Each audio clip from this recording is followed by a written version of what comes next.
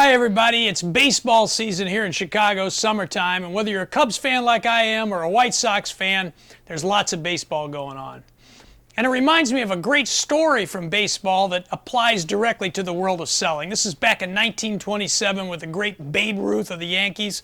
And Bob Grove was a great left-handed pitcher back then. And the story goes that they're playing, and Bob Grove strikes Babe Ruth out, and Babe Ruth leaves the field. And the reporter notes that he leaves the field with a slight smile on his face. And then Babe Ruth comes up to bat a second time, and Grove strikes him out again, and he leaves the field. And the reporter notes that he has a slight smile on his face. Now, Babe Ruth's coming up the third time to bat. And, strikes on the first pitch, strikes on the second pitch, and then the third pitch was so fast, supposedly the fans didn't even see it, and Babe Ruth connects with it. It goes over the scorecard, over the scoreboard, out of the field, and it's a huge home run, one of the biggest of his career. And when he was leaving the field, the reporter noted that he had a very slight smile on his face. So he went to ask Babe Ruth, he says, "You had the same smile on your face when you got that big home run as when you struck out. What gives?" And Babe Ruth goes, "You know what? I've been doing this long enough to know that the law of averages always kicks in.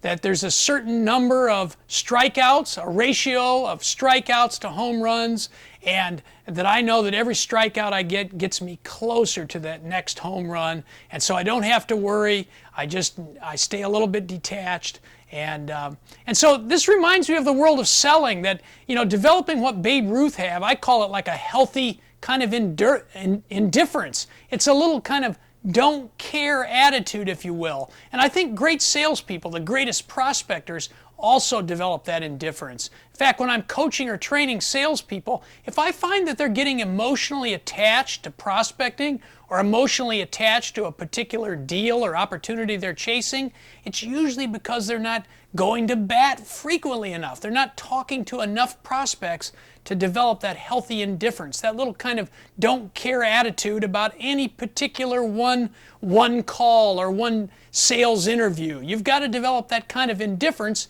so that you can be smiling whether the customer or the prospect is telling you no, or whether they're signing on the dotted line for the biggest sale of your career. Great selling, everybody, and enjoy the summertime.